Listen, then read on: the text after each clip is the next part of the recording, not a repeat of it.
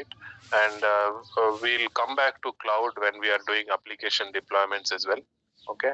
So the next step, what we need to know in the DevOps side of things is Docker. So Docker is very basic, right? For any DevOps engineer or even a developer at this point of time. So knowledge of Docker is an added advantage, right? So everything is now, we don't have a traditional older style applications where you would have lines of code, you deploy it in a traditional method. So now any application in the current in the uh, um, recent scheme of things, we are everything is containerized, right? So any application you take, it is you have to dockerize the application, whichever project you work on. So Docker is very important, right? So any project you work on, you would have to know Docker skills. So that's why we'll try to cover up the fundamentals of Docker in this session. We'll try to see how to run some basic commands around Docker. How do you run images, right? Containers. How you set up volumes, networks in Docker, and how you create a Docker file with all the commands that are needed. How do you create a Docker compose files, right? So I have an agenda page as well, right? So in the agenda, so we'll try to cover up the basics. So if I start directly with writing a Docker file, so it will not make much sense. So you should know why you're writing it. So what is the background of it, right? So we'll try to cover that up, right? What is a container? What is This conference will now be recorded. Yeah, what is a container, and what are the differences between a Docker virtual machine, right? And basic concepts around Docker, okay? And containers and images, what is the difference? And we'll try to do some hands-on using trying out some basic Docker commands, right? And I have some other slides as well where we'll see how we forward the ports, how you set up volumes and everything, right? So we'll go with basics. We'll not jump directly into writing a Docker file, right? We need to cover up the basics first. So how it works, the architecture behind it, and then we'll go into creating a Docker file, right? Spinning up our own application. We'll take a sample application. It could be an Node.js or a Python application. We'll try to write a Docker file for that. Okay. So let's get started, right? So any doubts on the agenda or anything in particular, right? Any on any slide or any time you're not getting the concept, just stop me there. It's not that at the end of the session you have to ask. You might forget by that time. So then and there, try to clear the doubts, right? Whatever you have, there's no harm in stopping. You just you stop me there and you clear your doubts. Okay. So let's get started with this, right? So, so the main, when you talk about Docker, the first thing first keyword that comes into mind is container. Okay. So in general terms, what is a container? You might have heard the word container outside of Docker, right? Say shipping container or a truck. In a truck, you have containers, right? So the word is taken from the same concept, right? Container is like a package, right? It's like a box where you store all the required things, right? And in case of a shipping container, you ship multiple things, multiple like packages inside that container, right? So it's similar concept, right? You take that analogy so that you remember it easily. So I try to do that. You keep an analogy, right? Then only you'll remember it for a long time. So container, you take a reference from a shipping container, right? So what it has. So it's similar concept in Docker. So a container is a way to package applications, right? So for example, your application So let's take, for example, a database container. Okay, so you need to work on a Postgres database. So you can spin up a Postgres container. So you need not you need not do all the dependencies. So in a Postgres container, you need to set up some dependencies, some libraries. You need all that, right? You need not do that. So you if you take a Postgres container, all the dependencies are included in that container, right? And one other advantage of having a container is it can be shipped easily, right? It is very portable. For example, I develop a container of my own applications. I have an application called App1. Okay, my application name is App1. So if I want to give that application to you, right, I can just create a image out of it, right? I can ship that container, my application container, to you. So when you run that container, you have you can actually view what I have developed, right?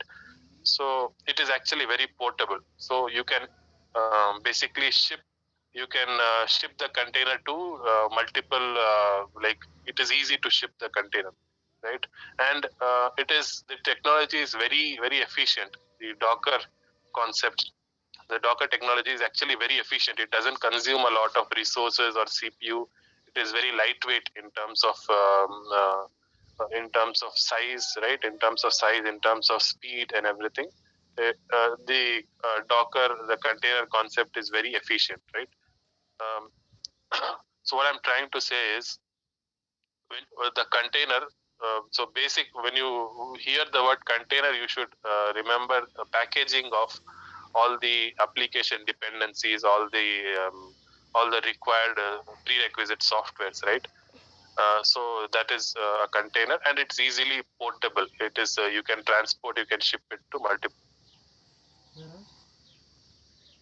Am I audible now? Yeah. Yes, sir. Okay, sorry. I don't know when it got dropped. Let's start again, right?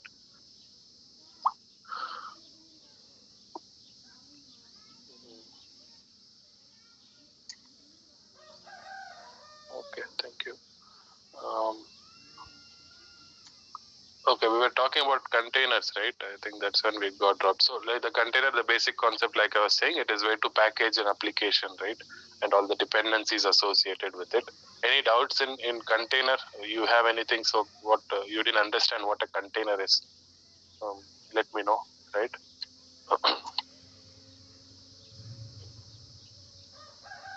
Okay. So this is what I was talking about, right? So there are in software development life cycle, there are two steps, right? Two major steps. So one is a development phase, one is a deployment phase, right? So how application development used to happen before containers came into picture, and now with containers, with use of containers, right? So for example, if you take look at this diagram, right? So for example, we have two different developers trying to develop some application, trying to work on some project. Okay, so they require a Postgres SQL server. They need to have a Postgres SQL server. They need to have a Redis cache. Okay, in their machine to integrate it with your application, right? So what each developer, so let's say one developer is using Windows, right? Consider this as Windows. Consider another developer using Linux, Ubuntu machine, right? So for example, in a Windows machine, if I try to install Postgres server, the steps are different, right? So in Postgres, you need to go to the Postgres website, look for an exe file or a zip file. You download that into your Windows machine, execute it, right? You execute it, run next, configure the paths and everything. Then it gets installed. So in Windows, that is a process. Similarly, in Linux, you have to run certain commands. The app get install Postgres, right? You need to modify some paths and everything. So the process is entirely different based on which operating system you use, right? So for example, while installing Postgres, for a Windows developer, when he's installing Postgres, he missed some step, or he changed some environment variable mistakenly, right? So whatever whatever application he has written, the environment variable is not matching, so the application might not work, right? So there are many manual mistakes possible, because for each environment, for each operating system that you work on, the steps involved are different. For Windows it is different, for Linux it is different, and for different flavors of Linux it might be different, right? For Ubuntu, for CentOS, for RHEL, the steps could be different, right? Uh, so before the before the advent of containers, so this is how we used to actually uh, install all the required dependencies for our application. For example, for Postgres, for Redis, right? This is in case of, even in case of a local development or in case of a server deployment, right? We used to follow the steps of manually installing the softwares, manually installing the dependencies. But now with the invent of containers, so be it on any machine, right? Be it on Windows, be it on Linux, be it on like Mac, or any different operating system that you're using, all you need to do is find that exact same container, right? You look for a Postgres container inside the Docker Hub, you download that container, so it would run exactly the same, be it on Windows, be it on Linux, be it on any other operating system, right? So all the environment, all the environment variables, all the configurations is similar to your machine, as well as the machine that the other developer is using. So they cannot complain that it is working in my machine, it's not working in your machine. So that is that. So we normally hear a lot of these statements, right, from the developers. It is working in my machine. I don't know why it's not working in your machine. So that used to happen before Docker came into existence, right? So now nobody can say that it's working in mine, it's not working in yours, because we both are using the same container. So there's hardly any chance that that will happen, right? So the point I'm trying to make is before containers, it's all manual process, right? There were a lot of dependencies that you need to do it manually, right? Now in case of containers, since the concept of container is packaging, right? The shipping containers, it's packaging the entire dependencies and everything together. So it's all packaged into a single container, and you can just download that container. For example, you need Postgres in this image, it's showing Postgres container. So all you need to do is download that into your machine and start working. Okay.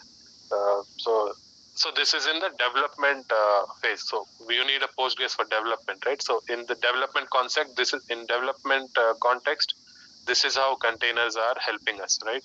In case of deployment, okay, so development is what you create an application, a web application, or a software, right? In case of deployment, you're running that application, right? So so in development, at least the Docker was it was helpful, but not to a little extent, right? You can still work around with that. But in case of deployment, it is more.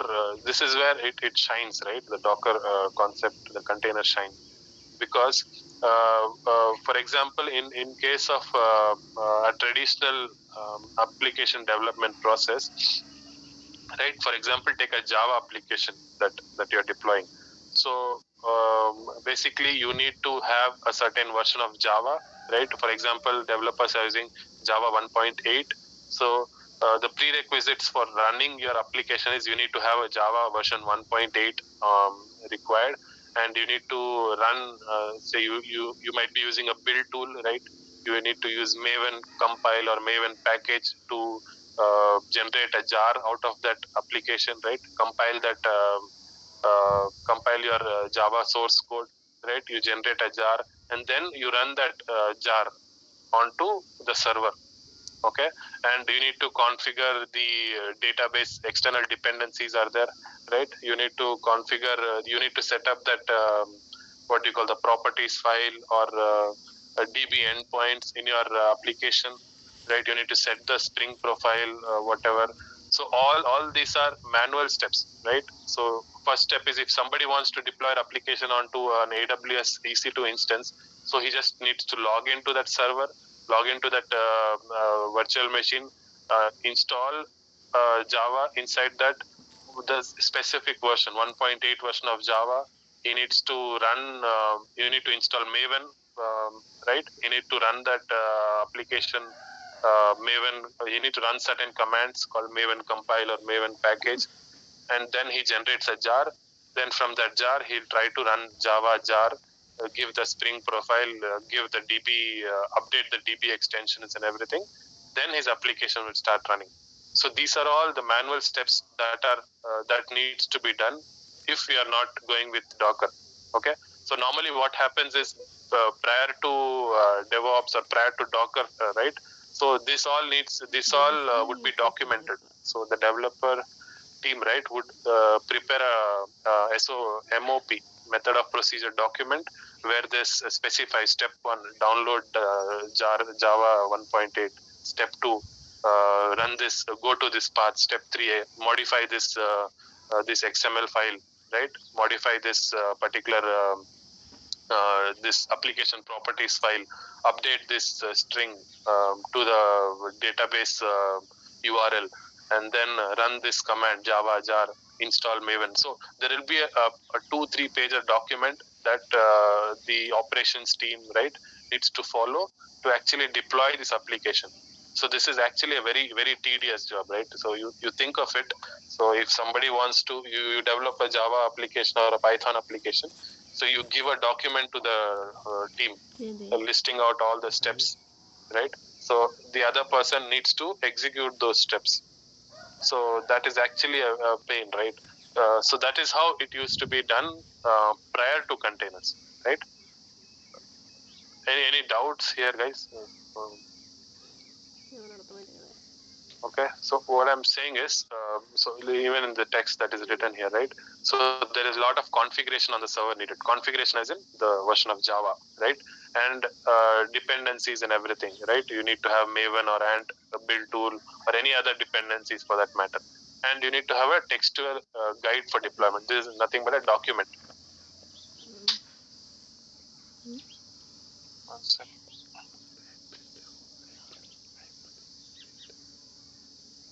So there is nothing but a document, right? So document detailing the steps that are required, and there would be some steps if the developer has missed, then the whole application would like fail, right? So that is how it used to happen before containers, right? So with containers concept, like a container is what? It is a way of packaging everything together, right? So what happens in the current scenario, even in the project that I'm working on currently, right? So we have developers, right? Developers and the operations team, we work together, right? So in our case, it is just the DevOps engineer who actually creates a Docker file for the application. So what Docker file or Docker file contains is what all the document, what all steps you had, right, to install Java, to modify that file, copy this folder, right, expose these ports, all that you had, right? So all that is actually written as configuration, right, inside a container, right? And you package everything, what all you needed. So if you see this blue box, right, you have the configurations, as in which file to modify, which file to copy, all that. You have that jar, right, how to execute, which command to execute to generate a jar, and what are the dependencies, the external dependencies, the databases, the Redis cache, and everything. You package everything into one particular piece, right? You generate a Docker image, you give that to the operations team, okay? Or normally you don't give it directly, you store it in a ACR, you store it in a Docker hub or a container registry, and that's it, right? You have your application in a file, right? You give it to them. All the operations team or whoever is running that, the DevOps engineer needs to do is just run that Docker image, then your application would actually be running. So there is very minimal chance of failure, then very minimal effort on to both the sides, right?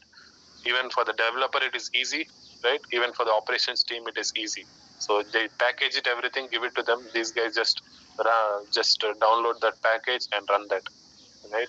So when you compare it with the previous step, it was very tiresome, right? Now it has become very easy, right? It is all packaged into a single thing. You just have to package it, and the other guy has to just run it. Okay. Any doubts here, right? So guys, so this is most. So you need to understand, right? Why we are actually going with the containers. What problem it solves. So that's what I'm trying to say. Okay. If any doubts here, just let me know even later, right? So we'll move ahead with the next one, right? So before going to how that Docker engine, right, Docker works. So this is how a basic application or a basic operating system would look like, right? So any operating system, Windows, Linux, right, Mac, anything. So you have this. So I'll tell you why I'm going at this level, right? So you might be aware of this, right? Anyways, any computer engineer would be aware. So you have three layers in an operating system. One is the hardware layer, one is the kernel layer, right? And one is the application layer. Okay. So in the hardware layer, you have all the hardware related stack, right? You have the CPU, right? The processors, the memory, the SSDs or HDDs. You have other external devices, right? Storage devices or some other input output devices, right? So this is all in the hardware layer. In the kernel layer is basically all your actual operating system binaries and packages are stored, right? So this is what communicates with your hardware. Okay, in application layer is where you are running. So you install softwares, right? So this is your application layer.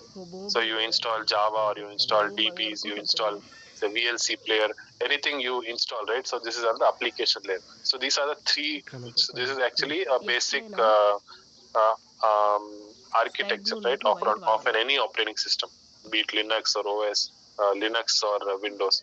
So in case of, say, for example, Linux OS, you have multiple flavors, right? Like Ubuntu, you have Debian, CentOS, all that. So the main, in case of Linux, the kernel is actually same, right? Only the applications on top is different because Ubuntu, you have the proper UI, right? So in case of, for example, Ubuntu, you have the same kernel of Linux and you have an Ubuntu application running on top. Similarly, in case of CentOS, you have the same kernel, Linux kernel, you have an CentOS application running on top, right? So this is how a basic operating system. Yeah, for Windows, you would have a Windows kernel, right? So Windows kernel is a different one. So in case of Linux, I'm trying to say, you have multiple flavors of Linux. In case of Windows, if you're talking about Windows 7 is there, Windows 10 is there, right? Windows XP is there. So for each, so the kernel would be according to that flavor of operating system, right?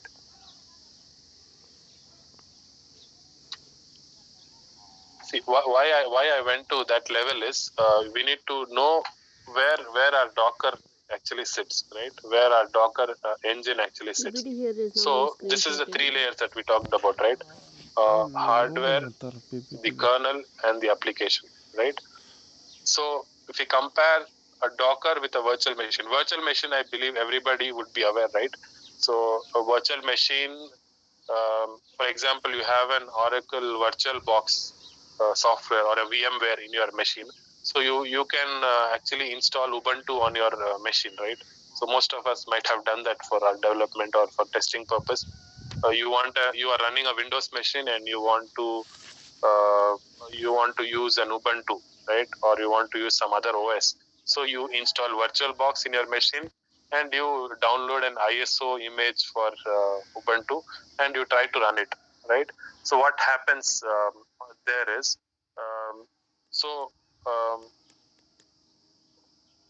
whatever VirtualBox or whatever VMware you download, that is actually called a hypervisor, right? Hypervisor is actually an emulator of kind, which is actually helping you to run different operating systems on top. Okay, so in case of virtual machines, I'm trying to say what is difference between a virtual machine and a container. Okay, so in case of virtual machine, you have the same hardware layer where you have your CPU and everything, and you have the same kernel layer where you are having a Linux kernel or a Windows kernel, and the third layer is actually a hypervisor in case of a virtual machine. And in containers, we have something called a Docker engine. Docker engine is a similar to a hypervisor, right? Similar to a hypervisor in context where in hypervisor you can have, if you see, you compare these two diagrams, right? On a hypervisor you can have operating system installed. So in case of, if I have virtual box installed, I can install Ubuntu, I can install CentOS, I can install RHEL, right? Three different operating systems I can install. So this green, these three different colors, right? But in case of Docker engine, Docker engine actually runs on top of an operating system, right?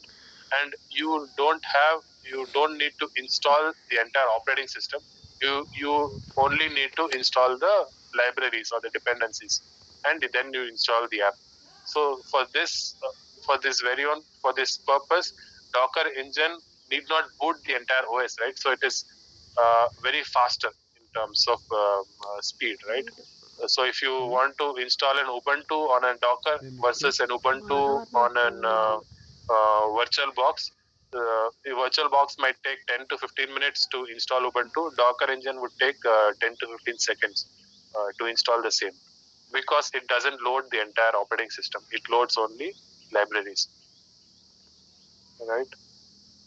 So this is main advantage in terms of Docker, right? That is why Docker is very faster. It doesn't load the entire operating system. It just loads the libraries and the binaries that are required for that software.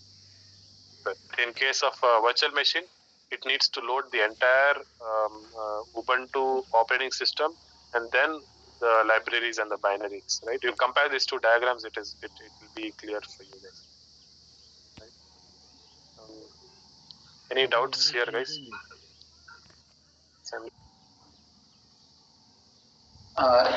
In the case of containers, container engine itself, it has that whatever three different OSs, like whatever we choose. Yeah, container. For example, if your Docker engine is actually running on an operating system, right? So, for example, I'm running Docker engine on Windows, right? So it will take a Windows operating system as a base, and it will try to run it. Right? If you're running the Docker engine on Linux, it will take Linux operating system as base, and it will try to run it. But Docker mainly requires Linux. Linux base actually. So even if you're running it on Windows, it would actually run it on a hypervisor on Linux. Okay, in case of Windows, let me show you that. Like you are saying, for Docker, the Linux is preferable. Docker Linux is preferable, but if you're running it on Windows, right, it will still try to create a Windows subsystem for Linux. You might have heard that WSL.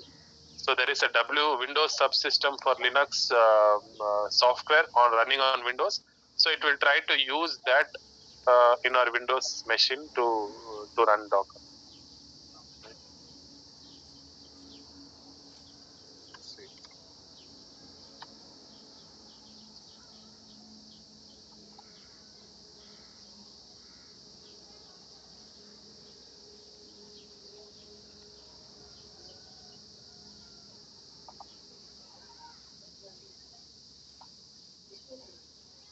See, this is what actually runs on any Windows 10 or 11 latest generation of Windows, right?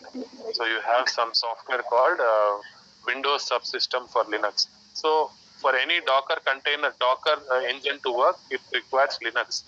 If you are running it on Ubuntu, it would directly run, right? But in case of Windows, it would actually take. It needs this subsystem of Windows. Yeah, this is actually like a software, right? It is like a software that Windows. So it comes packaged with Docker only. When you install Docker on Windows, right? So to install Docker if you click on this, right, it would download, try to search this, install Docker desktop on Windows, right?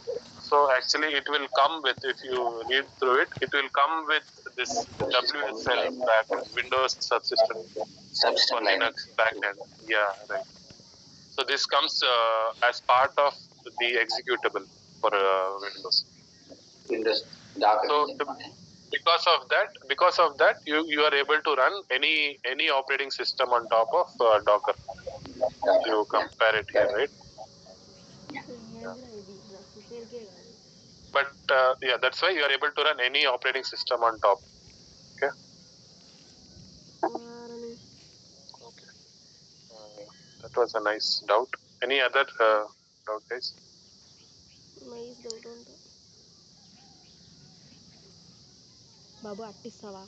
Okay. Since we are here, right? I'll tell you how we can download Docker onto Windows, or if you're using Ubuntu, right? So it's all available, right? You just Google it out. It's just searching that, right? Searching that on Google, and you come to this Docker website, and you search the operating system that you want, Docker desktop for Windows, right? You just download that executable. Once you download, you have something. Once you run that, right? So this is how it looks, the Docker software, right? So this is how, once you run this is how the Docker software looks like. So on the left you have the containers that are running. Currently there is nothing running. The images that you have, the volumes, the environments. Okay. So you can actually control it from here. On the notification, you can see a symbol for Docker here, right? If you see, a small notification would be running. So this is dashboard, how you can stop, restart Docker, quit Docker. So this is in case of Windows. In case of Ubuntu or Linux, you just have to run some commands. You can also see that, right?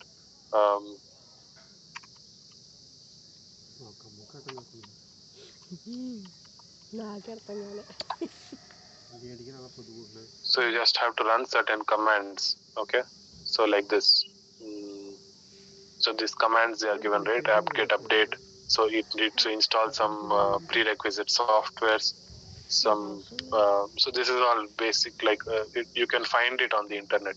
This is the main command, Docker CE, okay? Docker CE, Docker CLI, and this is containerd. So these commands, if you run, you'll have this installed in your Ubuntu machine, right? So it is straightforward in case of Ubuntu. Even in the latest version, Windows 10 Docker, it is straightforward. You just have to select the WSL and install it. Okay. Now coming back to our this one. Okay. So when we talk about this, right, to continue the same topic.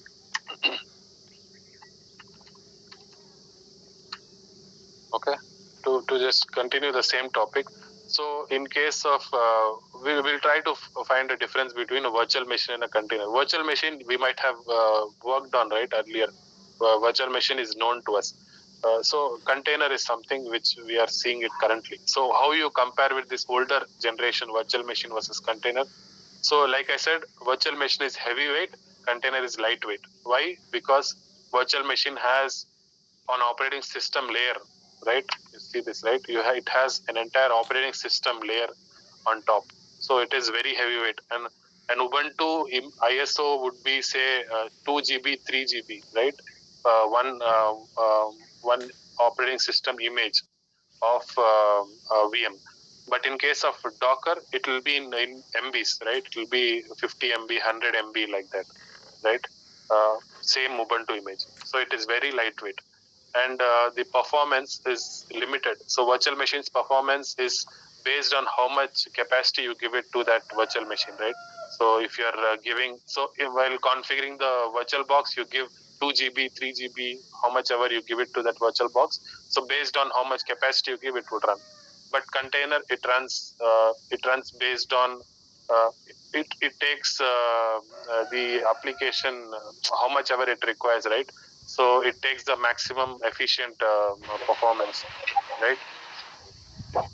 Like native performance in the sense, what it means? I didn't get it. Native means So what it native means how much ever, like it is just a lightweight application, right? So in case of, say, let's take an example of an Ubuntu operating system.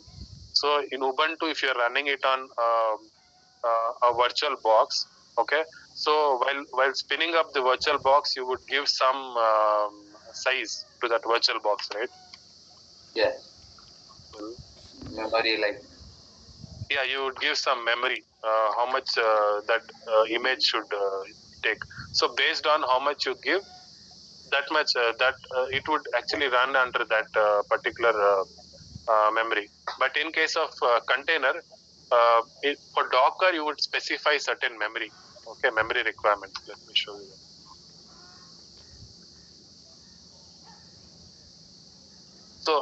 So all it is saying is you need not worry about performance. How much ever the image requires, that much performance it is able to deliver, right? Without any lag.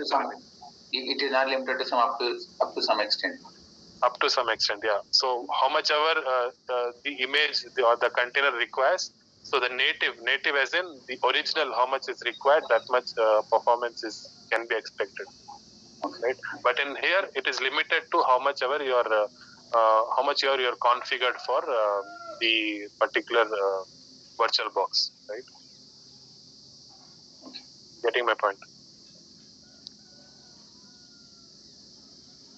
So in case of limited performance means how much ever you have configured for the virtual box, that much storage, that much capacity will be taken.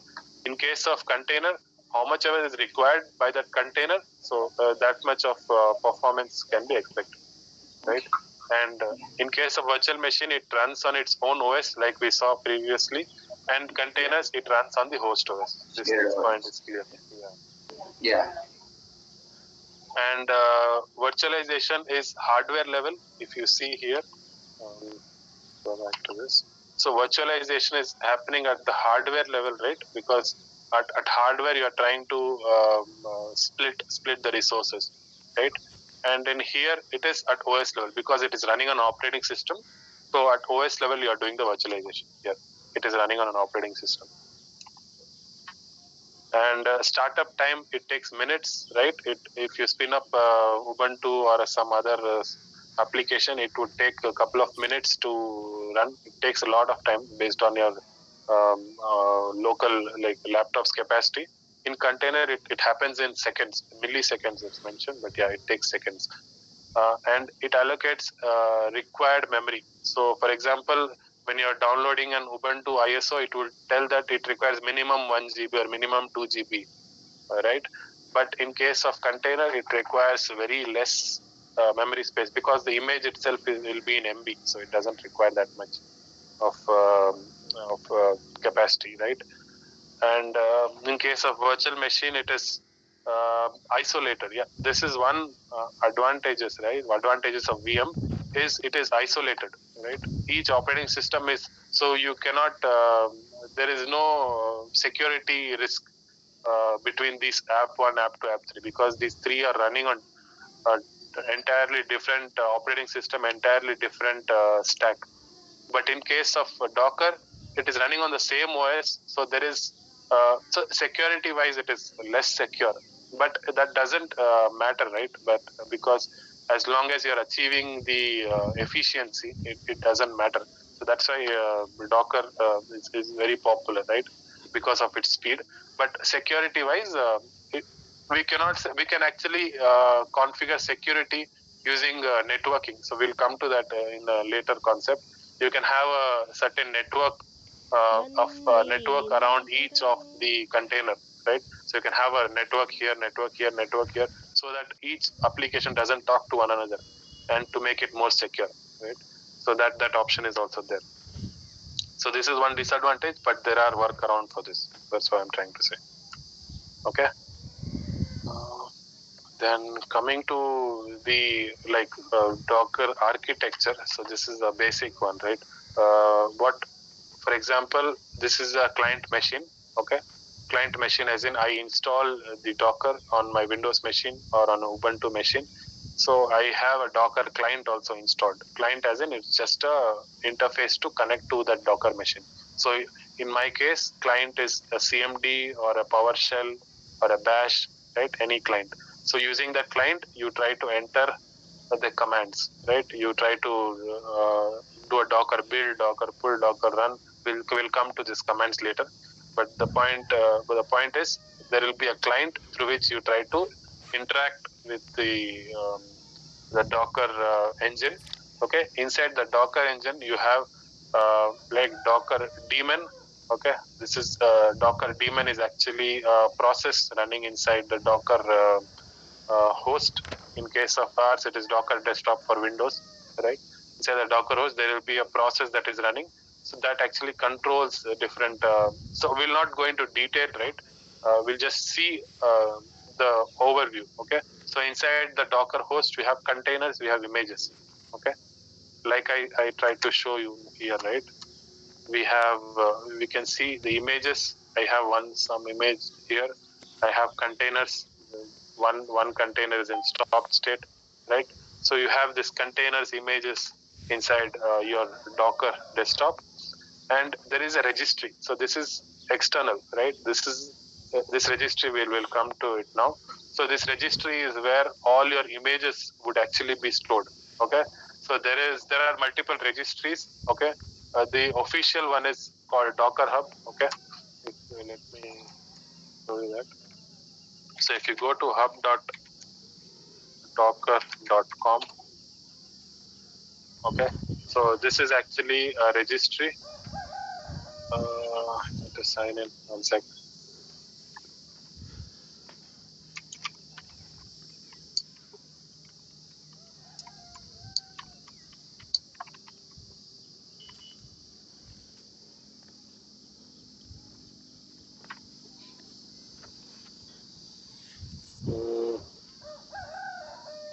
Okay.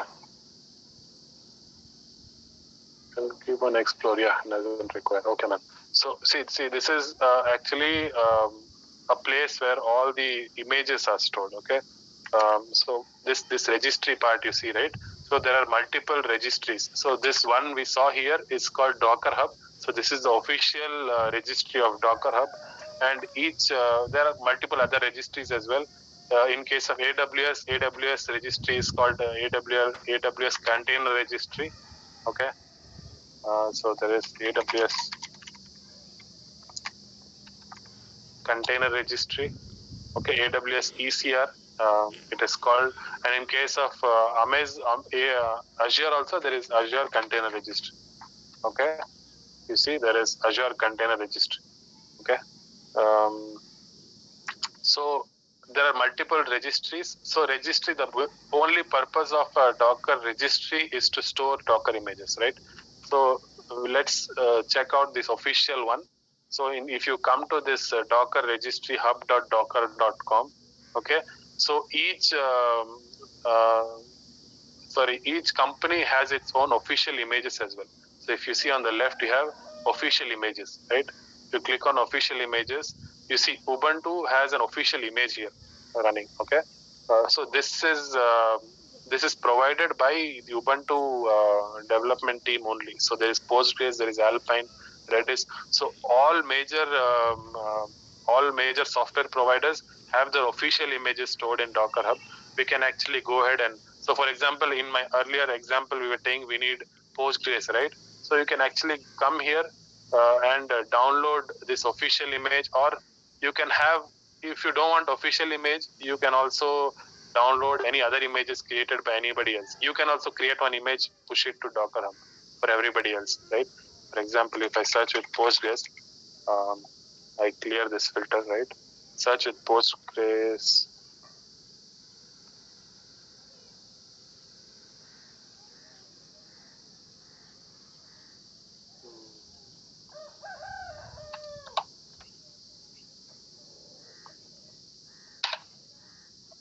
See, if I search with Postgres, right, I see one official image. This is also verified publisher. This is verified from the Docker side, right? So there are some other images as well. Each person would have created one image. So you can also create one customized Postgres image. You push it to Docker Hub for everybody else. You can keep it public. If you keep it public, you can see it here. You can also keep it private so that it is only seen by you or your team, right? So this is where all the images are present. So this registry is where your images are present, and you when you do a Docker pull or Docker run, these images are actually downloaded into your Docker host, and it will come to your images section, and when you do a Docker run, it actually starts running as a container inside your Docker engine, right? So we'll see that in an example now. Okay, so let's try to have anything else here. Okay, see, let's try to do this, right? So this is my client, right? So my client, let me open. This is my CMD, right? I have a CMD running. So if I see, once I install Docker, I run Docker -- version, right? It would give the version of Docker I'm running. It is running Docker version 20.0. Okay. So for example, let's go with let me go to Docker Hub. Okay, and I'll search. There is an Nginx web server. You might be aware, right? So let me try to pull this image. Okay, so you click on this, you get some other details around this. Okay, so this is official image, official build of Nginx, and the command to actually pull this image is also given here, docker pull Nginx. Okay, and if you come down a little, you see tags. Okay, tags is nothing but different versions of this particular software. Okay, so you have multiple versions. You have 1.2, 1.21, all these versions. So based on a requirement, you can download this, right? And it has details about how to run this. Okay, we'll see this later. For now, what we'll do is we'll try to download this from Docker Hub. Okay, so I just once I have the Docker installed, my Docker is running. If you see here, it is saying it is running, right? And here it is green. So all I have to do is docker pull Nginx. Okay, it's the same command here. Okay, once I hit this, so what is happening is it will try to connect to the Docker Hub, and it will try to download this Nginx image from Docker Hub. Okay, so this step is happening. So I did a Docker pull, right? It will come, control will come here. It will try to search if the image is present locally. It is not. It will go to the registry, try to find that image, download it. Okay, see, it is actually downloading it. Okay, so now if you see, it has downloaded successfully. So now if you see under images, it might have stored, right? So if there is a command, these are some basic commands. Okay, so if I give docker image ls, okay,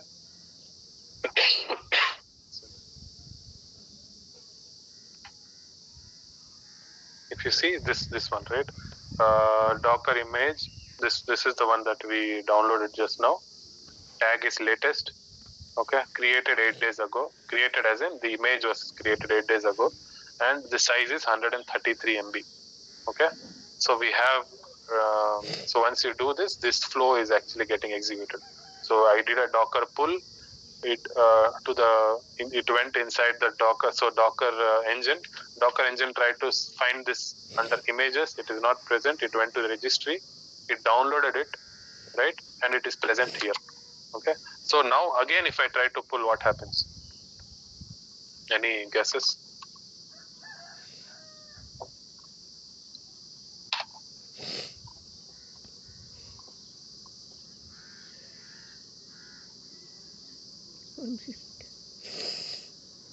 Normally tried some other image placing.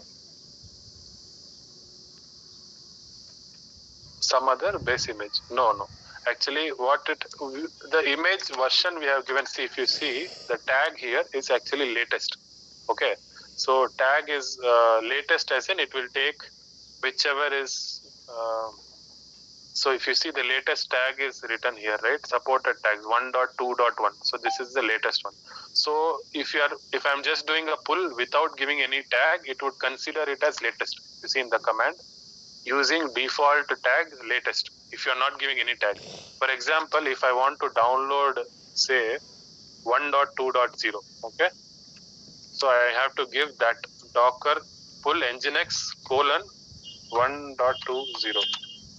1.20. Okay, so now if I am running this, what will happen is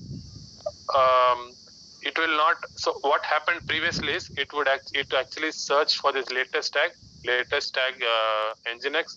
It is already present, so it didn't download it. Like you see, these steps didn't come, right? It actually exited immediately.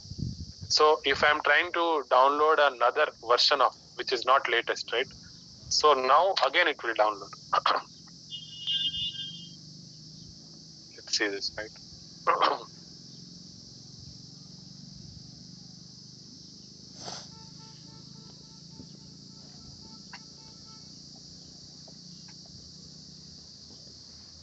See, one, it is saying pulling from library nginx. It is trying to download again.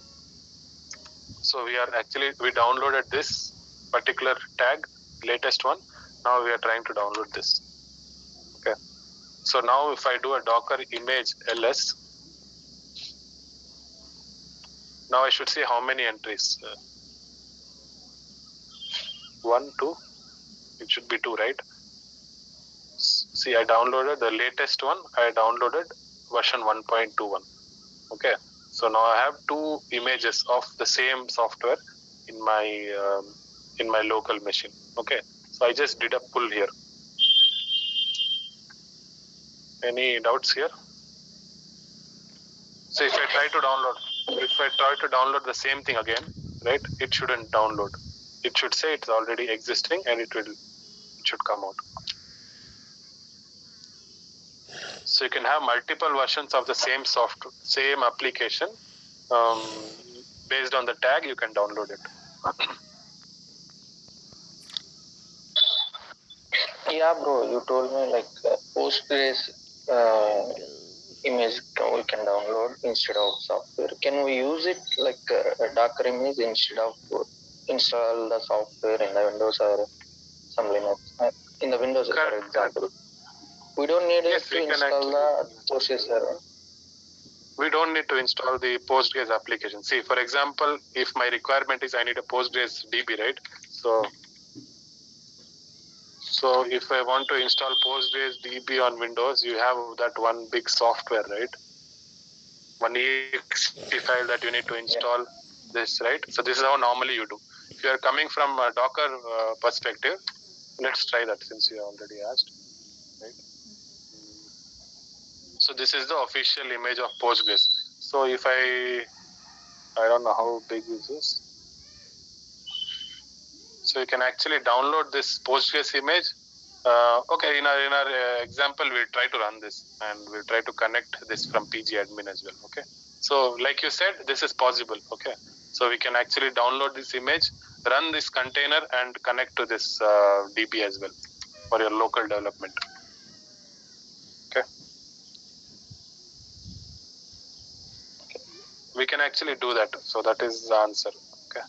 So Postgres, this one image, you can download it and you can run it. So in that case, you need not require this. You can run it as an image. Yes, bro. If you want to Postgres, we need to download from here and we need to upload in our Docker container. Yeah, we need to run this container. So for now, I'm just telling about how we download it. Okay, we just saw the pull command, right? So we are just downloading it. How to run it, I'll come in the next lectures. The next topic is that only, how we run that existing containers. Okay. So now I'm just showing you how to download it. So now see, if you see images, we have downloaded these images, right? So first part is download, second part is running it, configuring it, all that will do. Okay.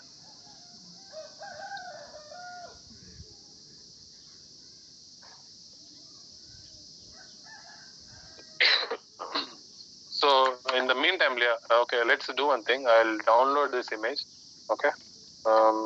Let's take a 5-minute break until it gets downloaded. 1 hour, right? I'll keep this for download. Okay. Let's join back at 9:10. Okay. It's 9:06 now. Let this download. I'll connect back at 9:10. Okay. Let's take a 5-minute break.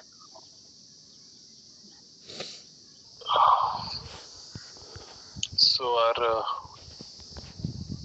Postgres is downloaded. Okay. So now if we try to do an image of ls, we should actually see our Postgres image also present. Okay.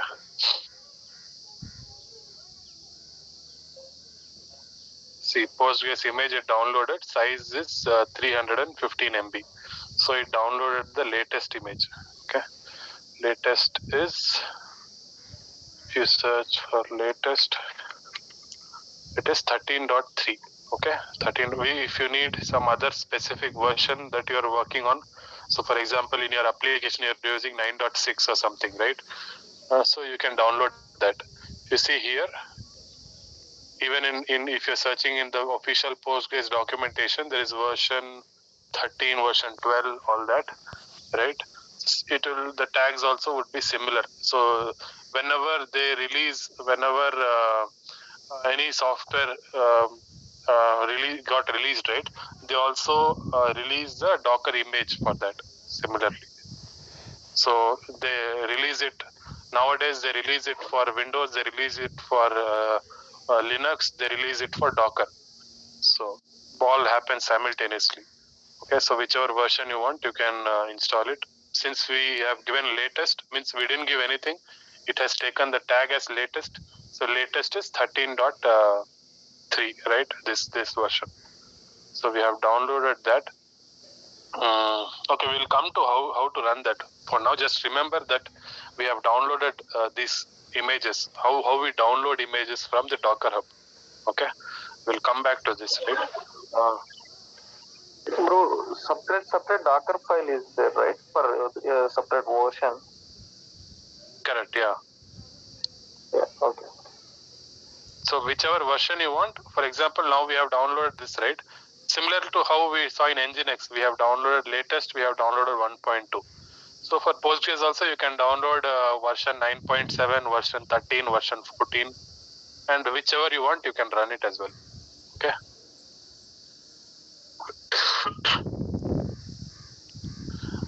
Okay. So this is what we saw, right? We from the client, which is nothing but a CMD, we tried to run our commands onto the Docker host. So it went to the Docker registry, pulled the Nginx image, pulled the Postgres image. It is present here now. So we have not converted this into container yet. We are in this stage. Okay. So let's. So this is before we go into the container, right? So before we spin up the container, let's think of the difference between image and container. So now what we downloaded from Docker Hub, it is called an image, right? Postgres image, Nginx image. So these are all images. And what actually we have that running application, it is called a container. So we'll see what is the difference between image and container. Okay, we need to have the basics clear before moving that. Okay, so image is actually a set of instructions that defines what should run inside container. Okay, so image is actually like we saw in our previous one, right? Application deployment. So like here we said for each application to run, it needs to have certain dependencies, this jar, this commands to execute, all that. So all this are actually steps. So each sequence of steps. Okay. So in case of Postgres also, when you download that Postgres image, it is actually having a sequence of steps. So download that this binaries, that software. Internally, it would have certain steps. So everything packaged into an image. Okay.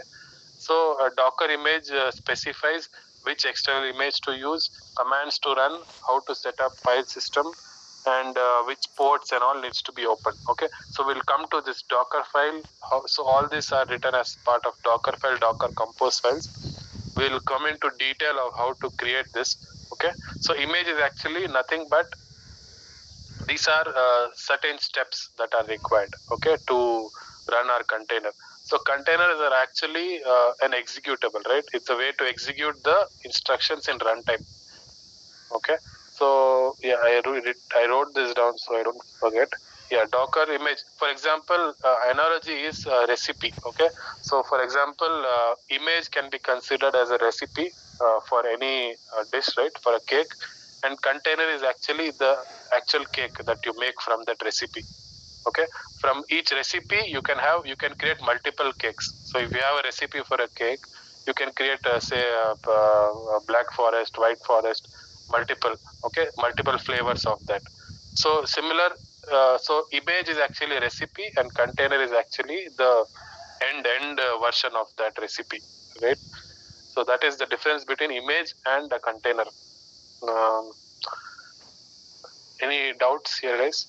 So what we downloaded from Docker Hub is actually an image, okay? And what our application final, our end application that will run is called a container, right? Yeah. Okay. Let's get into hands-on, right? So now we have seen a Docker pull. Okay. So now we have down. We have pulled the images, right? So now straightforward, what I'll do is I'll just run this. First, let's go with Nginx. At the end, we'll come with setting up Postgres, okay? Because you guys asked, so we'll set up Postgres at the end. For now, let's take with the basic Nginx, okay? So I am taking this Nginx. So to run this particular image, I have to do a Docker run. So you can concentrate a little here, right, you guys? So this is what you will be doing. You will be required to do, okay?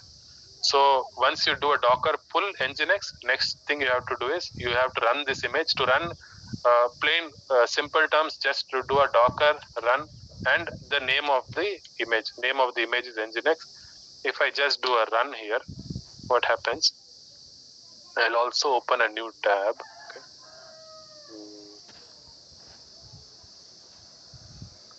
See, it actually started, right? It is actually starting.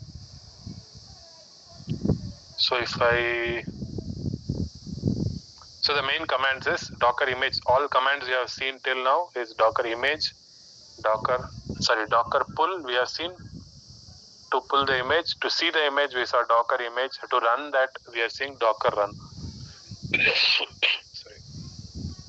Okay.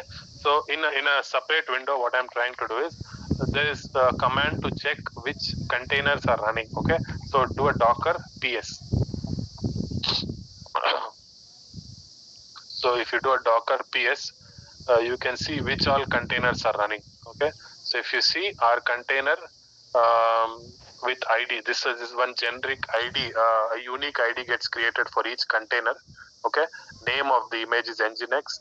This is a command when it got created 47 seconds ago. It is running from 45 seconds. It is running on port 80, and this name is it auto generates some random names. Okay, so this is auto generated name. If you see now our image, Nginx image is running on this port, okay, with this container ID.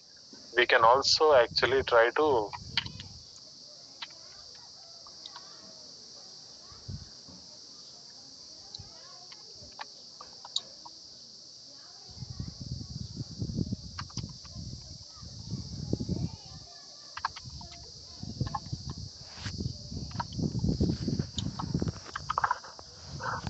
okay, that's fine. See, so now this image, if you see, it is currently running, right? I did Docker run. It is currently running.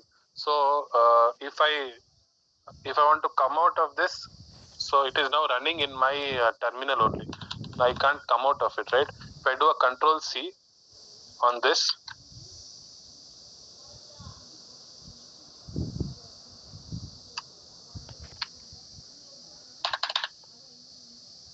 stuck, man. Just give me a minute.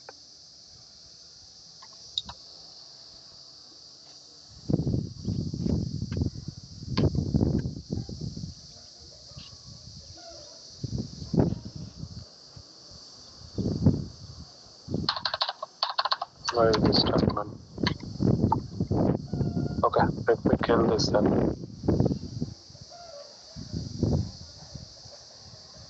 So I killed the entire page, right? So now it should actually, so it was bound to that session, right? So that's why it was, oh, it is still running.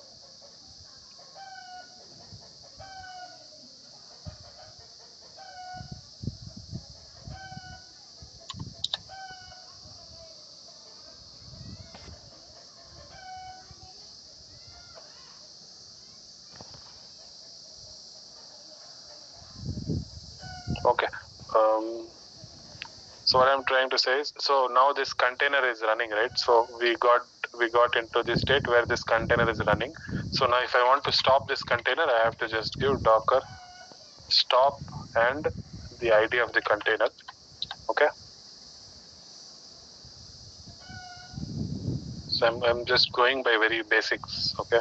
So first we saw what all commands we saw is first docker pull, right? Then docker run to run that complete container, docker ps to see what containers are running, and docker stop to actually stop that container. Now once after I have stopped it, I do a docker ps. Okay, it should not show any entry here, so nothing should be running, right? Nothing is running. So another thing is, if you want to, for example, I am running the same docker run nginx. Okay, so I don't want to run it on the foreground. I want to run it at detached mode. So the option is -d. Okay, so if I do docker run -d in detached mode and I give nginx. Okay, so what happens is it will not print the logs here. It will not print anything here. It will just give us the ID and it will exit. Okay, but in the background that will be running. You do docker ps. So this contain this string that you see is actually the ID of the container, right? So in here, if you see, the same one is getting printed here. The first few digits are getting printed. So now if you see, if you want to run it in detached mode, if you do a docker run -d to run it in detached mode. Okay. So Bro, why it's the first time it's taking much time? Like in the second time you run in the detached mode, right? It come so quickly. Is there any? no, it is the same thing only. Say if I don't run without detached mode. Okay. So what will happen without detached mode is it will print all the commands that are happening here only. It will print. See, it is printing it here. It is running actually. It is printing it here. If I open it a new window, the time taken is same only. Nothing difference. Only thing, if you run it in detached mode, you will not see this entry. It is not bound to this session. Okay, so you can't do anything here. That's why I opened a new tab and I'm trying to. Okay. If you do a control C here, it will actually stop that container automatically. No, we want to just get the difference between normally and the running with the detachment mode. The difference is, see, normally if you are running it like this without detached mode, the logs are getting printed here only, right? But when you're running it in detached mode, if you do -d, it is running in the background. That's it. Nothing else. It's just running in the background, and you just get the ID of the container. You are not getting this details on the console directly. But if you still want to see that, you can check it in the logs. Okay. But all I'm saying is it is just running in the background. Come again? Yes, I think it's better to run normal. Like we can see the log session, what it is doing, what happened. It will show. Okay. Yeah. No issues. Yeah. Yeah.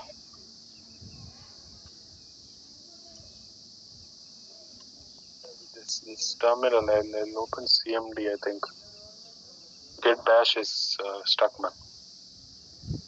Here it is better. Okay.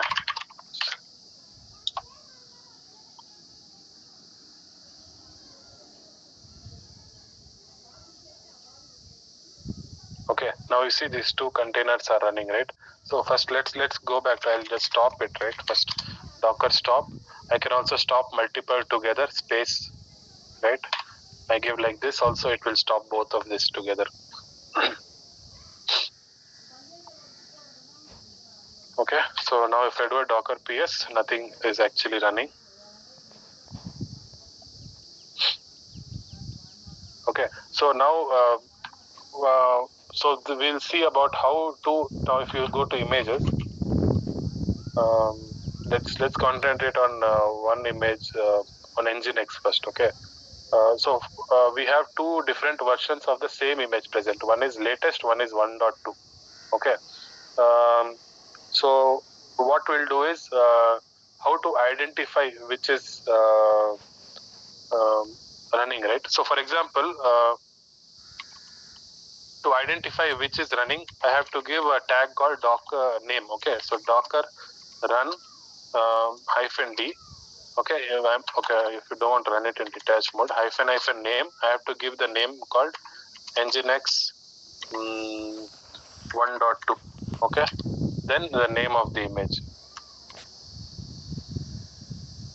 :1.2.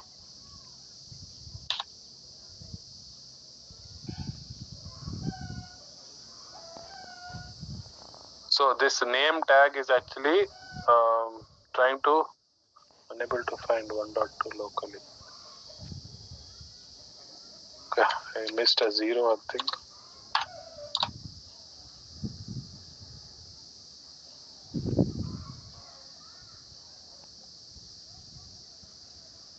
Yeah, that was the issue. Okay. It should be exactly same as the tag. Okay, so now what I have done is I have run this with a specific name. If I do a docker ps now, I'll show you here.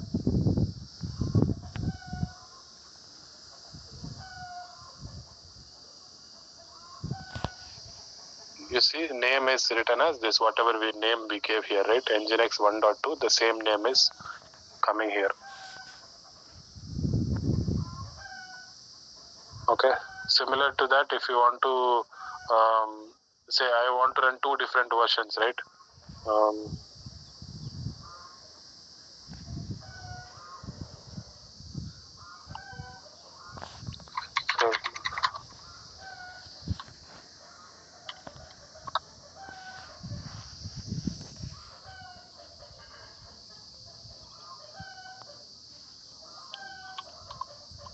So I give docker run hyphen name. Let's give it as Nginx new. Okay, and the image. Okay, so it is Nginx. If you don't give, you can also give like this latest. If you don't give it, it will automatically take it. Okay. So now we are running. So this is running here, if you see, and also the other one is running. If I do a docker ps now, so I should see two different versions of the same image are running. Right. See, if you see Nginx new is on Nginx latest tag, and Nginx 1.2 is running on Nginx 1.2 tag. Okay. But the problem you see here is both are actually running on the same port on my machine. Okay, both are running on 80. So this is actually a clash, because when you run something on 80, it will not know it should it should connect to this image or it should connect to this image. So that is actually a problem, right? So for that case, we have another command. So let me close this.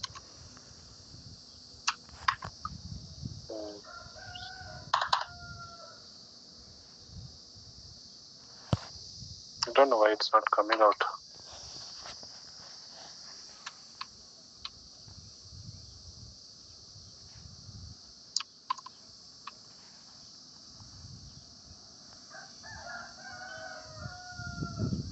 Normally when you do a control C, it should come out of the terminal. I don't know why it's not happening.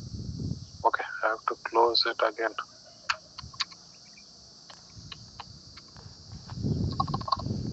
Nothing's happening. Okay.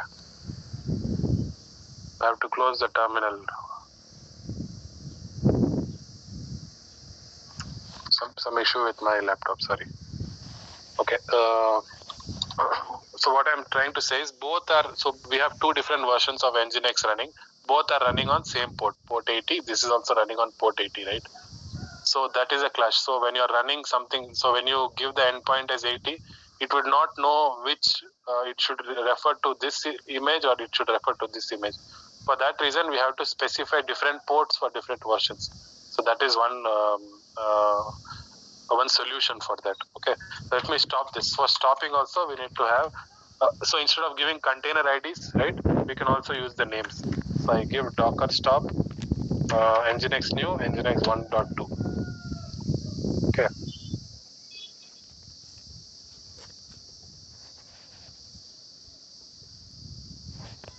So it is saying stopped. If I do a docker ps now,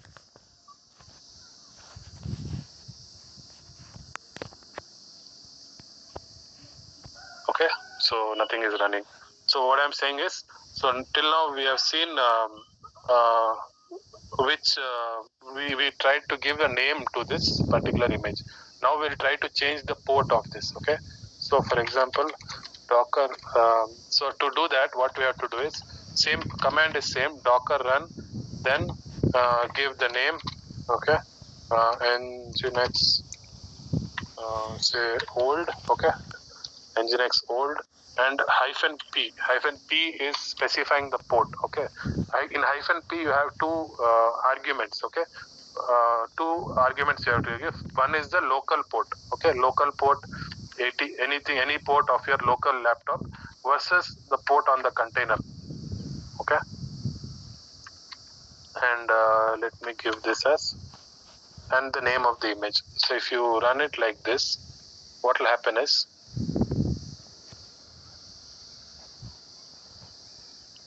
so what we have done is docker run 1.2.0 I have to give.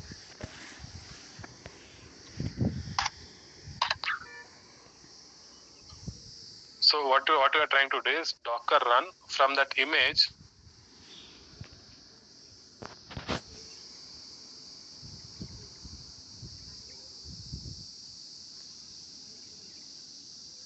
Here on the container. Okay. Requested access is denied.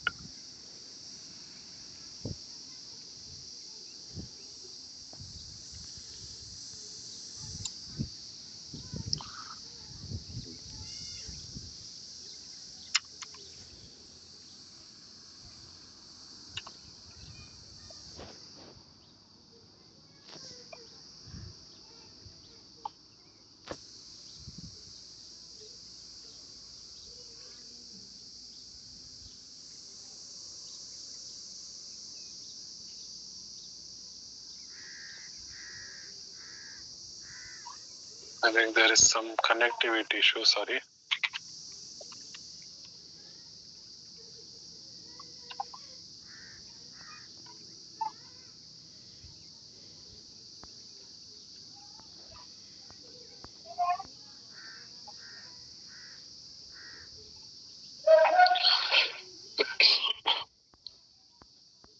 Okay, so what all I'm trying to do is I'm trying to change the port, right?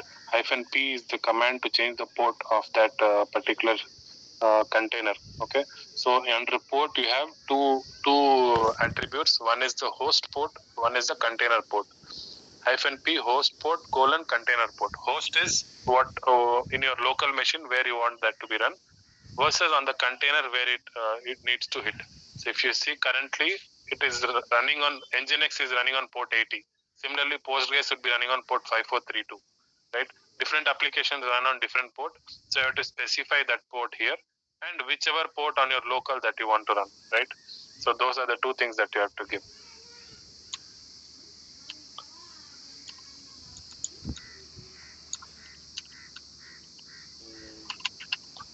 Try again. Let me give something called say port 1, 2, 3, 4. Any port you can give. So your laptop whichever is unused port, you can give that.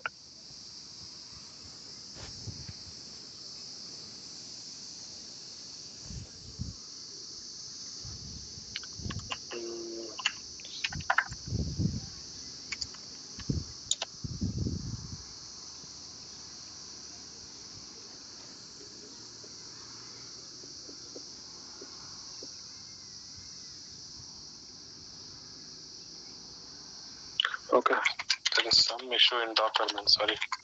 Docker PS. Let's try to figure that out.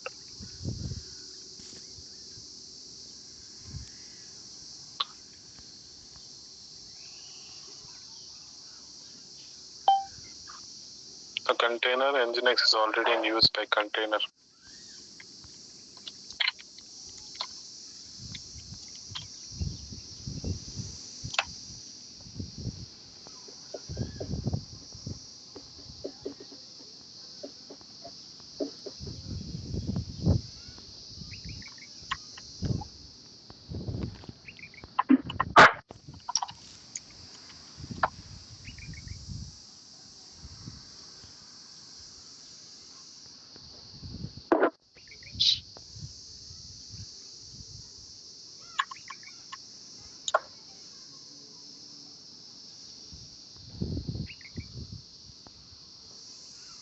Kill and stop both are same, bro.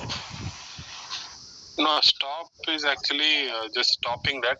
Kill means it will, if it is unable to stop, we are forcefully stopping it. Okay. Yeah.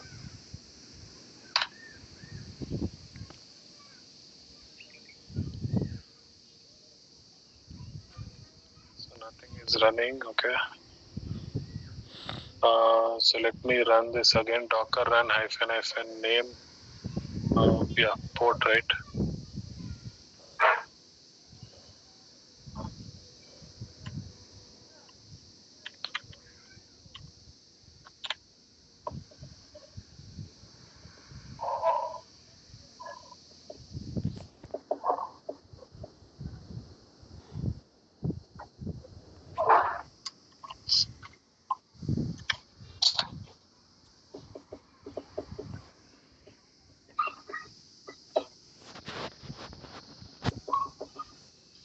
Okay. See, what we are doing is, so I have given this name Docker run. Okay. Name is I have given it as Nginx new one, and port I am forwarding it to 4567 port on my local, to port 80 on the container. Okay. So if we do a Docker PS here, we can see the status where it is actually listening on.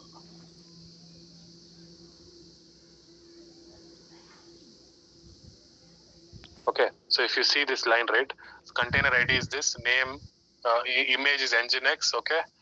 Ports, if you see 0000 dot means is your local port 4567, okay, and this is redirected to port 80 on the container, okay, and the name is Nginx new one, okay, so you can see it here. And similarly, if you want to run it, for example, if you want to run a different version of the same software on a different port, right? So let's say we are running which image it is, Nginx image, right? So we have another Nginx image 1.2, right? So let's run that also on a different port. Nginx colon 1.20, okay. I'm calling it as old one, and I'm running it on 4567. I'm running it on 4568.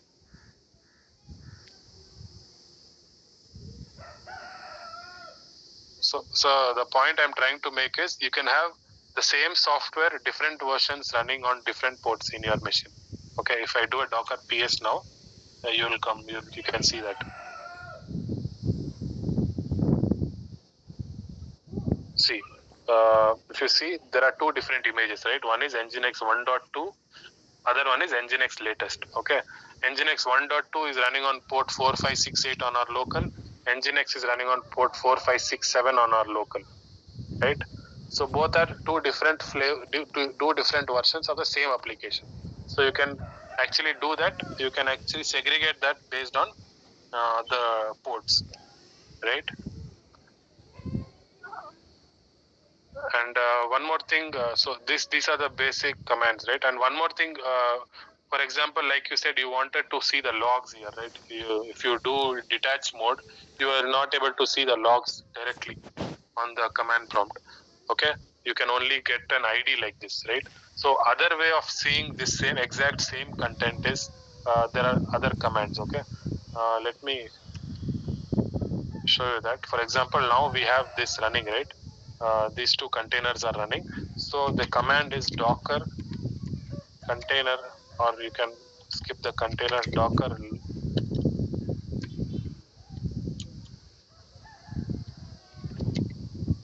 logs. Okay, and the name of the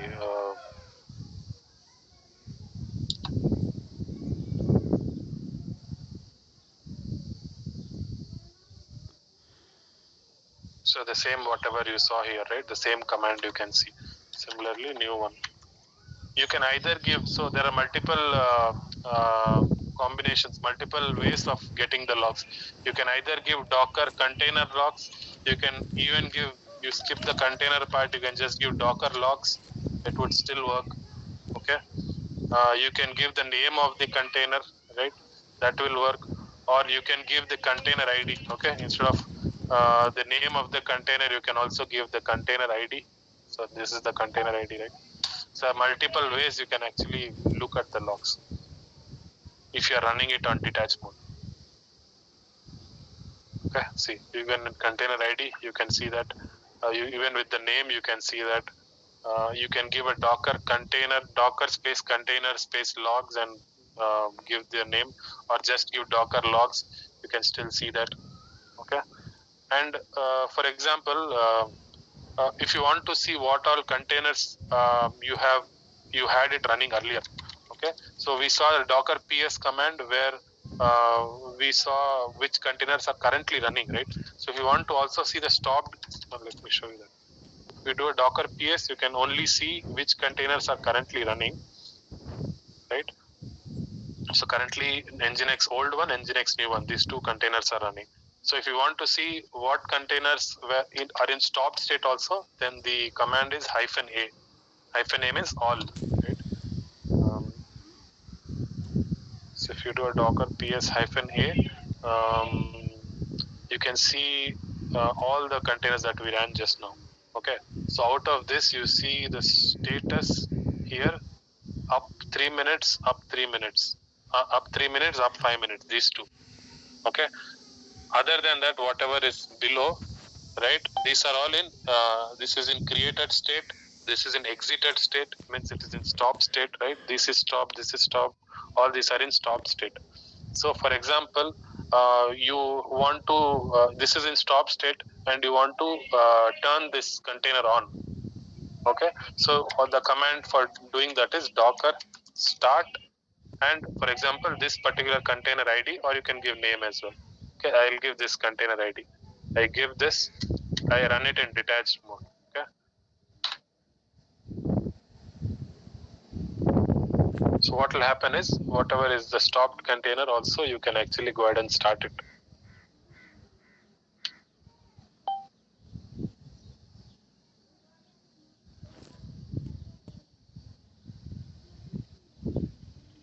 Okay, sorry, shouldn't give that. So just give the docker start or docker container start and the ID or the name, anything. So this container is now started. If I do a docker ps now, or ps-a only if I give now, so whatever the container, the ID we saw, right, 9, starting with 9 EEB, this was in exited state, it would have come in running state. So this, you see here, this has come up in running state here. Okay, up from 12 seconds.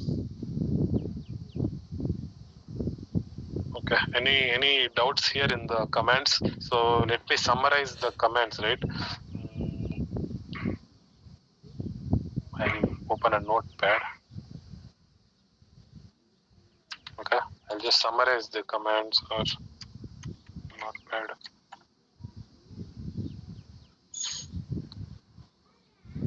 Okay, so the first command we saw is docker pull and the image name.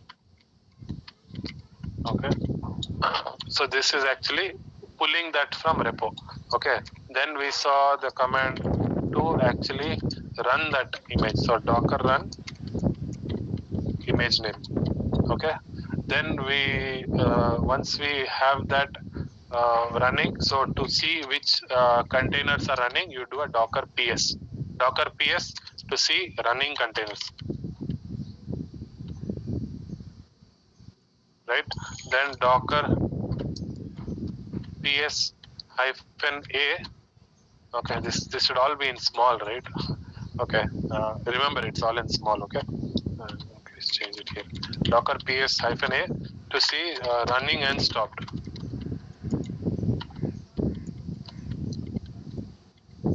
Okay, and what else we saw? We saw docker start and stop command. Docker start either the name of the container or the ID of the container. Okay, similarly for docker stop as well. Docker stop either name or the ID, right? And in docker run detachment mode. Yeah, in docker run, right? There are many other commands we saw. Docker run, if you want to run it in detach mode, -d and the image name, right? And similarly, if you want to give it a name, right? Docker run --name, you give the name of the image, name of container, right? Name of the container, say -d and name of image, right? Then what else we saw? You guys recall some? In docker run, yeah, we saw the name, ports, right? Ports is important. So we saw ports, docker run -p, right? Give the host port, host as in your laptop, right? Or I'll mention laptop port. Okay, laptop port colon your container port. Container port, how you'll know?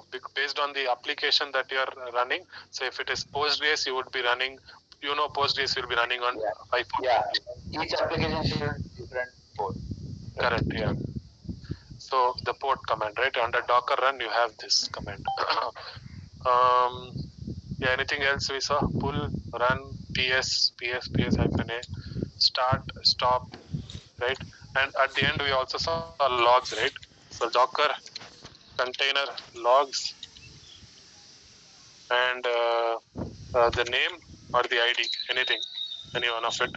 Or you can also do a docker logs if you want to keep it short. Okay. Both of this would work to see the logs. And what else we saw? Yeah, one command I missed, man. So so container is what? It's actually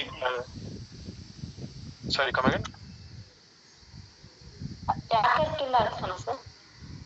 Yeah, thanks. So yeah, after stop, kill we don't use it that much. If it doesn't work with the docker stop, right? So you do a docker kill. Yeah, forcefully trying it to stop. Yeah. So yeah, this ones and other things, right? So now if you see, I do a docker ps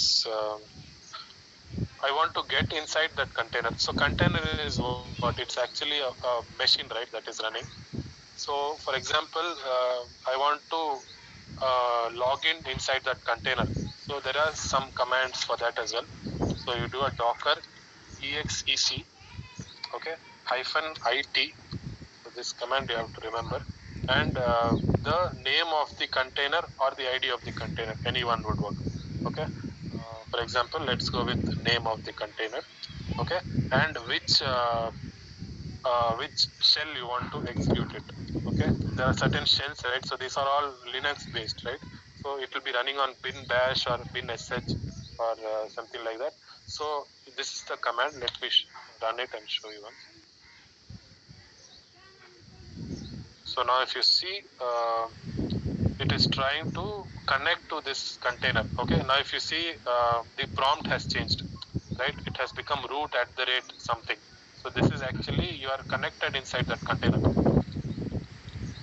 See, now I'm inside that container. Okay, it is running on Linux.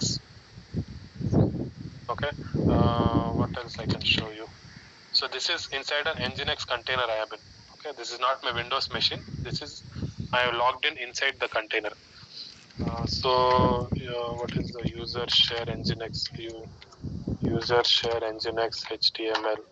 Okay, these files are all present inside the container.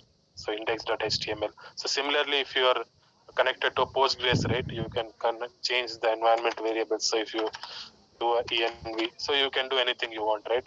So these are the environment variables of this machine, right? Host name is 2092, some random things. Okay, which version? These are all the environment variables. Okay. So the command for doing that, again I'll note it down here. Okay, so docker exec execute -it, interactive way of executing -it. Okay, and the name or ID of the container, then the shell. Okay, shell could be bin bash, bin sh. Okay, let's try. So whichever shell is present inside that container, whichever shell that image is having. Okay, image is running on, so that shell. So if I want to come out of this, I just have to do an exit. I come out of this. Let's try with some other shell, right? So bin sh. I'm not sure if sh is present. You're aware, right? There are certain shells, bash, csh, sh. Yeah, sh is also there. So now also I'm logged into that Nginx container. Okay, so it's the same container if you see, but with a different shell. So if you see the host name is same. Okay, see the file system inside, everything you can see.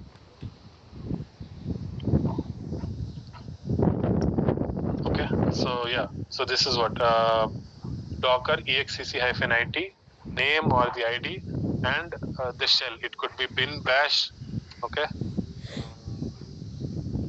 or what do you call it, bin sh, or any other shell, whichever you want to connect. Okay. What other command we saw?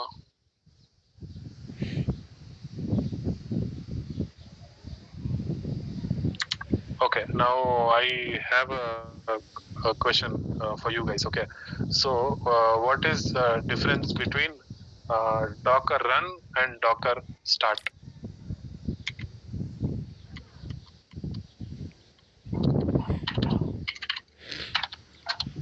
Any guesses?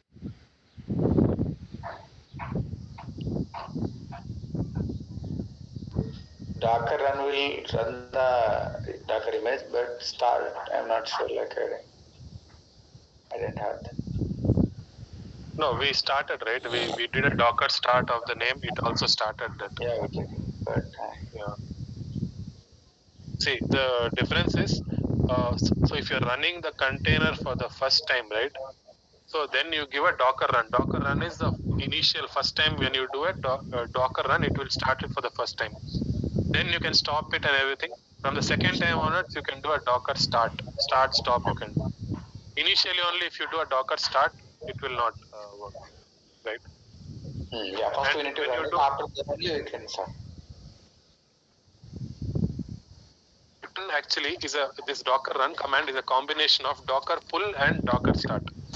So actually, if I tell you the theory, right, docker run is equal to docker pull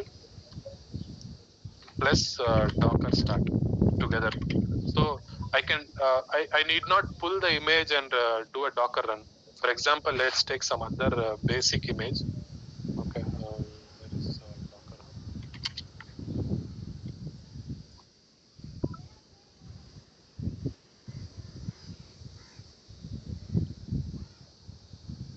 Take some image.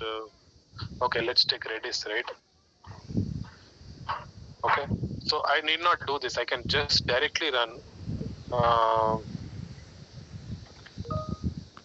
I'm coming out of the container. Okay, I can directly run docker run Redis.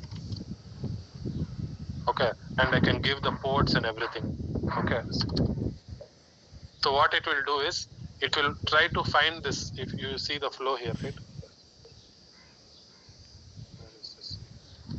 So I'm directly doing a docker run. It will come here. It will try to find it inside my host. If the image is present, it is not. It will try to search here. It will download it. Download the image, run the container. Everything it will do. Right. So if it is saying, see, unable to find locally. So it is trying to download that. I didn't do a docker pull. I just did a docker run. Okay. So it downloaded it. It ran it also.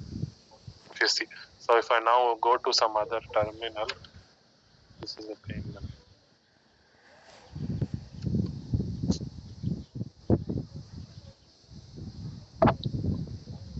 So if I do a docker ps, you can see that.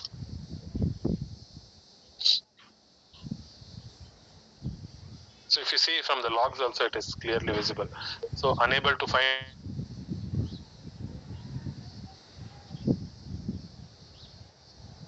page. So it went up, it downloaded that image, then it downloaded newer image, then it also started that image, right? And it is ready to accept connections. It is running as well, right? Let's see here. Yeah, you see here it is in running state. Okay. So what I was trying to say is docker run will actually do a docker pull and docker start together.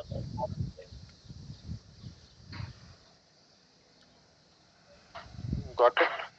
Yes.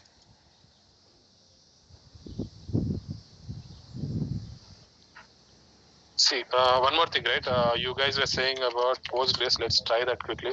Okay, I have an image. For Postgres, we downloaded an image, right? So let's try to run that, and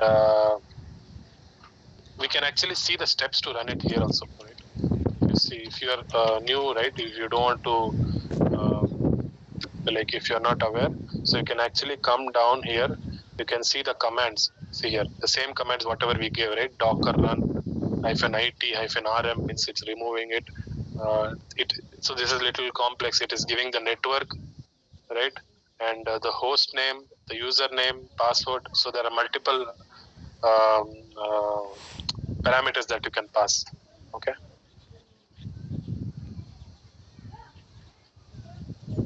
See, my secret password. So while running that, so what I'm trying to find in that is I need to pass the username and password, right? So that's what I'm trying to see where to pass that.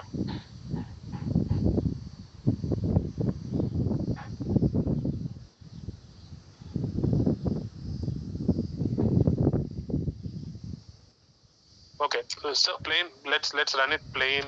This one, I think we have to give this. Okay, let's try that. Anyways, okay, we have a Postgres image now. Okay, I'll do a Docker run. Okay, I'll run it in detach mode. We'll see the logs separately. Okay, -d and -p. So which port I want to run it on? Okay, let's say I run it on 3333 on my local, and Postgres, as you know, it will run on 5432. Okay, on the container, and here I need to specify an environment variable called Postgres password. if you see, these are the environment variables. If you see, come here, environment variables, there is an environment variable called Postgres password. Okay, so -e, I have to give this environment variable. Okay, how do you give that? Equal to, say, p Postgres at 123. Okay, and what else I need to give? So I think it will take it as a default. This is optional. So there are some mandatory, there are some optional. Okay. So if you see Postgres password, the environment is required for use to Postgres. Default is Postgres user. The optional environment variable user is. Let's give that also. Yes. -e Postgres user equal to, let's say it as Postgres. Okay. And that's it. This is just the environment variable that I'm adding, right? And at the end, I have to give what name of, let's give name also, right? Hyphen name. Let's call it as PG Docker. And at the end, you have to give the image. You can also give latest. If you don't give, it will automatically take. Okay, let's try this. I think you have to give it separately or together.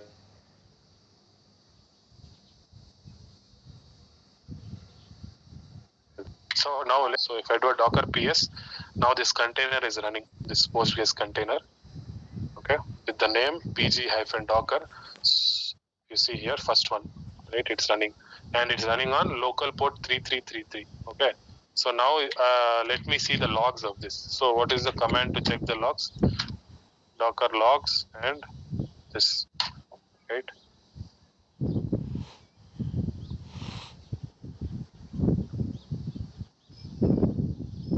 See, this is the logs for the Docker image here. The files belonging to something came, right? Some bootstraps. So whatever the binaries and all it needs to download and run, everything is happening. At the end, if you see, database system is ready to accept connections, is what it's saying, right? So now if you actually, you can actually try connecting. Okay, I have PG admin in my local. Also, we can also connect to that. We can get inside that, right? We know the command for that. Getting inside that container, exec-it, and the name of our container, which is this. And let's say I go to bin bash.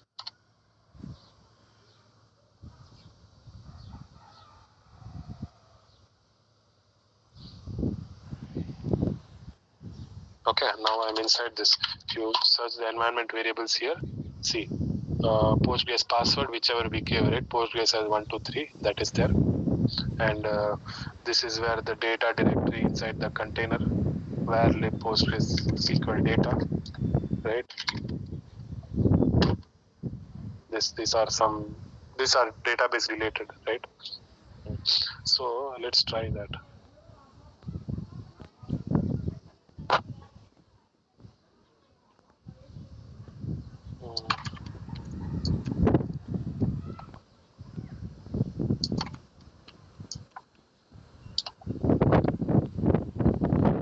Okay, server, create server. Okay, Docker EG. Then connections, I have to give 127.0.0.1. Right? Port is what? Port is not 5432. Right? We have changed the port.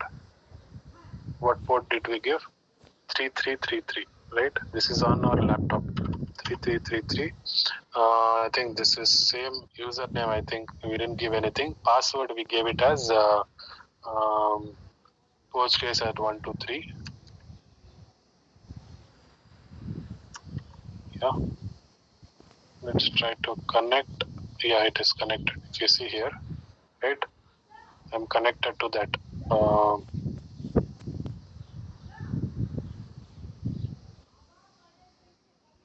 right? Nothing here. We can actually, we are actually connected to this database, so this doesn't have anything. I think it will be empty. Okay, this is how you can actually, if I just stop it now, right? So this is, if I just go to the terminal again, right?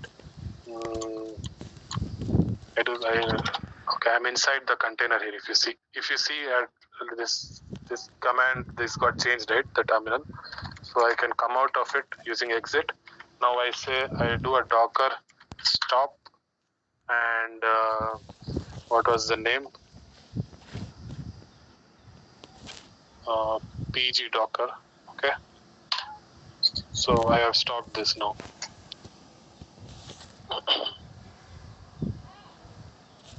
Okay, now the container is stopped. Let's verify.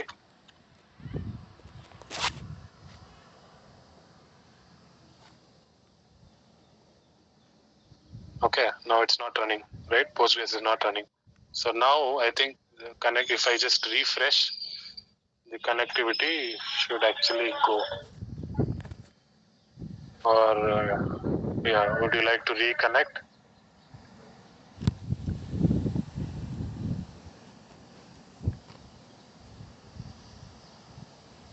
Yeah, you're getting my point, right? I think it will take some time. Disconnect server, okay, and connect to server. How is it? Yeah, so it's asking for the password. What was the password? Postgres at 123. Right? It will not connect. Could not connect to server. Connection refused. Right. So if I just turn it on quickly.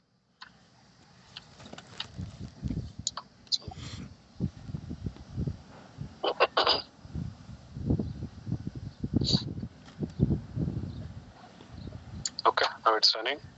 And now let's try that. Postgres at 123. Yeah, you see now it's connected. So you're getting my point, right? So we can actually do it very easily. So all you have to do is you can also control it from here. Right? If you see now, either through command line is always better. But Windows desktop, Windows Docker also gives this UI where you can stop and start containers from here as well. Where is that? Our PG Docker, right? I can stop it from here. I can start it from here. It will do in the backend. It will just run that same command: docker start, docker stop, all that. Right? You can also see the logs and all from here. So this is only specific to Windows. It has this additional user interface. So if you see, it is trying to get inside that the same command which we gave, right? Docker execc-it, the container ID bin sh. So you can also, so it's better to remember the commands, right? But you also have a graphical this user interface where you can use. Okay, I think that's it I had for today. So tomorrow we'll try to, whatever the Docker commands we gave, right? We'll try to put it inside a Docker file and a Docker compose file, and try to create that. So that is the next step. Yeah. Right? Like, are we going to create a Docker with Docker container for a specific application, like putting inside the different images? I didn't get you. Can you repeat once? Yeah. Are we going to create a container with the different images, like for application? Any application? Yeah, we can take one sample application, right? And we'll try to build a Docker file for that. So for example, you have some Node.js or a Python application. So how you actually, Python application we can take, and we'll try to build a Docker file, try to run that application through Docker, right? So we'll try that using Docker file tomorrow, right? Yeah, that's it. Just last slide I forgot. So this container port versus host port we already discussed, right? So this is running on the host, whichever port. Now we give 3333 on the host on your laptop. So that we have to map it to which is running on the container. Yeah. See, there are two parameters to that. After -P, you see there is laptop port, your host port, and the container port. So for each application, the container port is different. For Postgres, it is 5432. For Nginx, it is 80. For Mongo, it is 27017. So based on the containers port, you have to give that. And which port you have to map it on your local. Any unused port of your local machine, you have to give in the first one.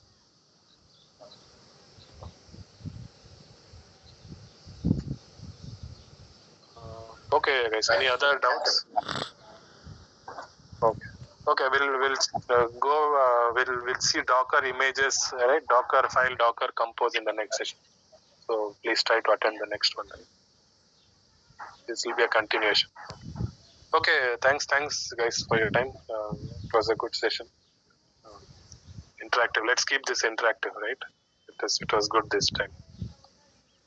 Okay. Thank you. Thanks for your time. Bye bye.